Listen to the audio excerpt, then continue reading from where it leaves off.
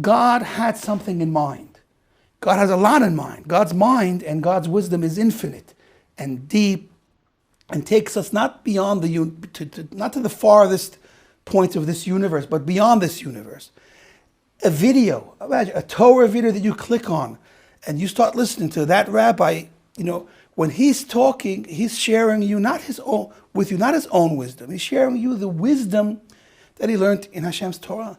He's sharing you God's wisdom, divine wisdom, and that creates a unity between the learner, the teacher, and God himself, who it's his wisdom after all, an absolute unity uplifting everybody beyond worlds. So the unbelievable opportunity to learn Torah everywhere you go with a phone or on a laptop, where most of the people and even ourselves are wasting our time going nowhere with that. It's like, the circle. Where do you go when you go around in circles? Nowhere, because you end up where you started. Here, it's a blast-off experience. We are going out of this world, beyond this world, interfacing with, uniting with the divine wisdom, literally. This is what we have every time we watch one of these videos.